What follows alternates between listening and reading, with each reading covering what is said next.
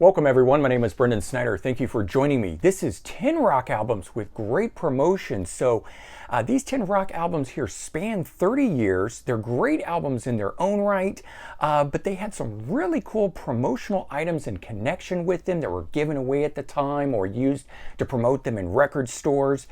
And so it also helped support the album and things of that nature. And I've gotten a hold of a bunch of these things over the years. So these albums and their promotional items I've collected here, I'm going to review through, count them down, and rank them for you. But before we go any further, if you're new to my channel and you haven't already hit the subscribe button, please click the button. Also leave a comment, hit like, all those things help support my channel. I would greatly appreciate it. And of course, as an added bonus, you'll be able to stay up to date on all that's going on in the world of music, just like this with 10 rock albums that have great promotions in them. And so coming in at number 10, I'm going to talk about The Law from 1991, debut studio album from this rock supergroup, which featured Paul Rodgers from Free and Bad Company, and also Kenny Jones on drums from The Faces and The Who. And it was a fantastic melodic rock AOR album with Paul's soulful vocals mixed in with it. The album itself, though, was mostly written by outside writers, as Paul Rodgers only wrote 3 of the 11 songs on it. But for promotion, so you can see the album cover here, it's got the badge on it over like a leather jacket. Well, they also actually gave away or had these in record stores. I saw one, somebody had one on their I don't know, vest or whatever while promoting it, and I managed to talk the guy into giving it to me. So there you go, got the badge from The Law. Short-lived group, but very cool piece there to have in the collection. All right, coming in at number 9, we have Kix, Hot Wire from 1991. The band is from Maryland. Started all the way back in 1977. They really should be bigger than they are. 5th studio album there, and personally my favorite. The sound of the band, very close to AC/DC in that hard rock vein, but they made really good, dirty, sleazy rock in my opinion. And so lead single off of this album was a song called Girl Money. And they had this sitting on the counter next to a stack of these, kind of promoting it. Girl Money, it's a bank. You can put the money in. The top, or I should say the bottom of this thing, if I can get it off there, opened up, of course, so you could get your money out of it. Even showed the album and so forth, and had the name. And again, this was something I managed to pick up. I would go in and hang out at these stores so much. They all knew me, and of course, if they didn't want the stuff and I said, hey, can I have it? They'd usually tag my name to it, and I'd get a call later on when the stuff was not being used anymore. And that's how I got a hold of a lot of it until I actually worked in record stores, which leads me to this next one here. Number 8, the Ramones. Adios, Amigos from 1995, 14th and final studio album from these guys. Thing is, it still actually featured 6 songs from former bassist Dee Dee Ramone. Featured a fantastic Tom Waits cover song, I Don't Want to Grow Up. And in contrast to the band, which was typically not a hits-based band, this song here actually climbed up the charts, top 30 modern rock chart hit for them. And of course, solid way to go out on that. Tie into the name, Adios Amigos, and Spanish and all that sort of good stuff. They had Ramones Adios Amigos tequila and shot glasses, and I never did open this. Too young to have it at the time and had no idea what it would taste like, but it's kind of all evaporated down to that, and it still has the worm in the bottom of it. It's kind of I don't know, putrefied and whatever in there, but there you go. Some Ramones Adios Amigos tequila to promote it. And again, what a great way to go out. Shots of tequila. Okay, coming in at number 7, Nirvana, In Utero. I've got the super deluxe edition here of it. But this album here, 3rd and final album for the band, featured a greater range in sounds and moods than the previous album, Nevermind. Actually had a different mix early on to this that the record label rejected. And it was some of the tracks were later remixed by Scott Litt, famous for having worked with REM. Both critically and commercially popular or successful at the time, and strongest album in my opinion. And so another one of those promotional things that, again, sitting at the counter helping to sell this album was this stamp, a rubber stamp, an ink pad set. You couldn't, take this with you, but I guess the idea was, you could stamp it on books, notebooks, whatever you wanted when you came into the store, that kind of a thing. No one ever actually used the thing. No ink was on this thing when I got a hold of it and found it and was able to pick that up there. Okay, coming in at number 6, one of the newer things here, Metallica S&M 2 from 2020, collaboration between the band and the San Francisco Symphony, and it was recorded to celebrate the 20th anniversary of the original S&M that they did that was hugely successful, far more popular than this one. I do think it's a worthy successor, but I would have liked if they had taken a bit more chances with it and they hadn't repeated songs that were already on the first one. I think this one here should have been all newer songs or songs that weren't on it, but you know, hey, that's the way it was. Now, if you went to the event, you got one of these. It's a little bag, Metallica. It's got a coin inside it. I'll take it out in just a second.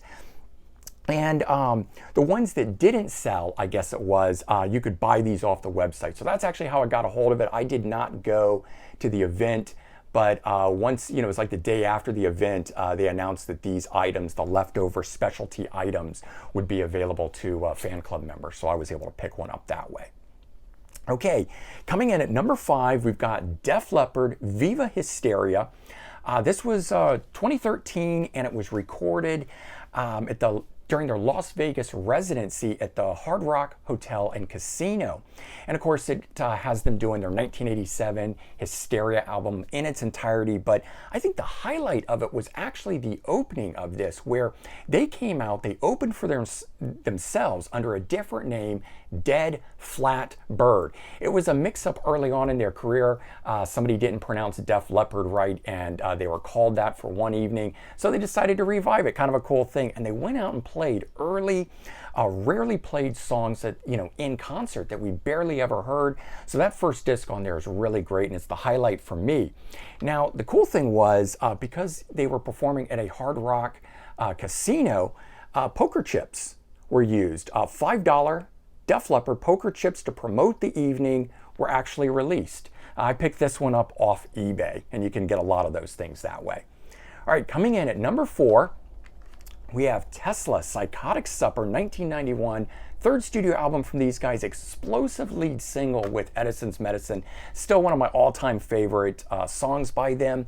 But it was actually the other singles and songs on the album where they expanded musically that I think was the real treat. Songs like Call It What You Want, and then probably my favorite song, In Emotion, which was actually a tribute to fallen Def Leppard guitarist Steve Clark. They had toured, they were really good friends with him and with Def Leppard at the time.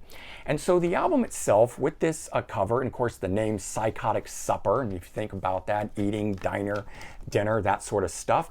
So there was a menu that was created like a diner with all of the different courses and stuff, and there are the song titles that are written in here, and then it's explained. So it's like opening track, change in the weather, all natural ingredients to remove toxins, restore health, and bring renewed vigor. Instead of money, it's the time, so 3 minutes and 38 seconds, but it's written up to look like a menu.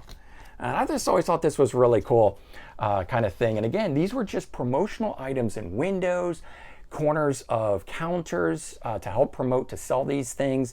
Most of the stuff was not given away. Most of it is actual stuff from stores like that. Okay, coming in at number 3, Rolling Stones' Flashpoint, a live album from 1991.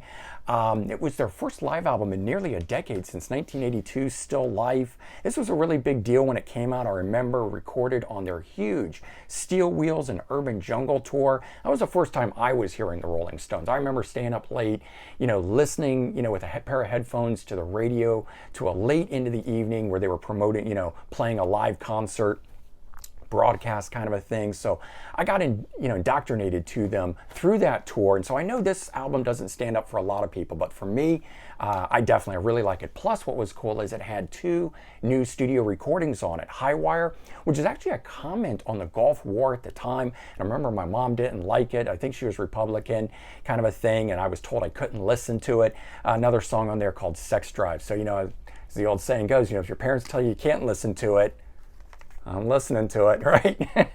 I don't know if that's what drew me to it or not. And these were also the last recordings with Bill Wyman. So now, the album itself, called Flashpoint, right? Got a lit match on there. And they put out a set of matches, Rolling Stones matches, right? There you go. And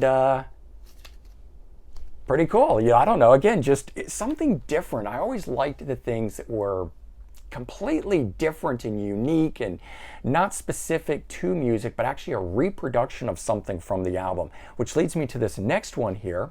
Okay, the Black Crowes Southern Harmony Musical Companion, 1992, second studio album from these guys, and it was first to feature new guitarist Mark Ford. Lead single on it, Remedy, I think is one of the best. It's just amazing rock track, and actually topped the album rock charts for 11 straight weeks.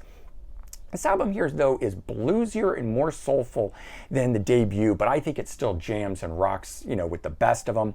And the title, the Southern Harmony Musical Companion, actually came from an influential 1835 hymnal that was compiled by William Walker. And so here, they've actually recreated an old-looking hymnal. It's got the little, you know, thing that holds your page in it.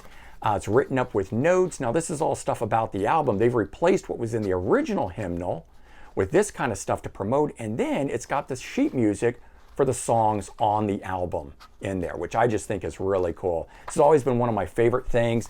This was something that a guy in a music store that I wasn't working in a music store in 1992, but he had it from the promotion.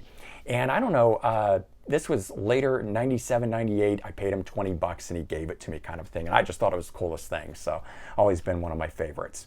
All right, coming in at number 1, AC/DC, The Razor's Edge, 1990 album, 11th studio album internationally for these guys, and a great comeback record for them at the time.